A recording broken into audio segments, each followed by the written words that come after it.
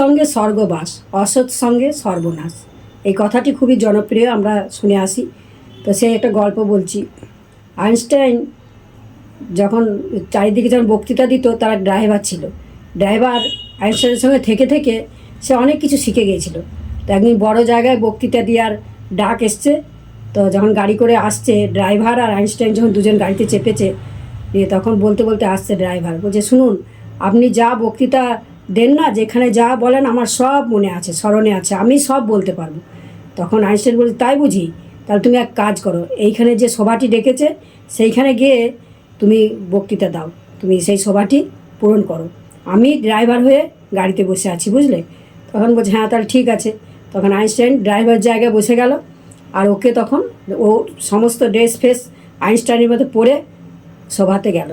সভাতে খুব সুন্দর বক্তৃতা দিল, যা যা প্রশ্ন করলো সবাই মোটামুটি উত্তরও দিল, সবারই খুব ভালো লেগেছে, সব খুব হাততালি দিল। তো এই শুনে মানে দেখে পরে খুব খুশি যে বাহ, আমি তো বেশ পারছি। নিয়ে তখন যখন হেঁটে হেঁটে যখন গাড়িতে আসতে লাগলো, মানে গাড়িতে যখন আসছে, তখন সেই সময় একজন ছোট বাচ্চা একটা এমনই প্রশ্ন করে বসলো, সেইটা সে জানা ছিল না ড্রাইভারের। তখন সে বুদ্ধি খাটালো, দেখলো কী করব, হেরে গেলে তো চলবে না। তখন বলছে, ও সে প্রশ্নটা আমার করলে, এটা তো ইজি প্রশ্ন, এইটা আবার কেউ না জানে, ওটা আমার ড্রাইভারও আমার উত্তর দিয়ে দিতে পারবে, চলো তুমি আমার ড্রাইভারের কাছে করো, চলো।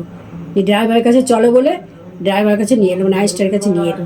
নিয়ে এসে তখন আইনস্টাইন তখন প্রশ্নটি করলো, উত্তরটি দিয়ে দিল, জয়ী হয়ে গেল।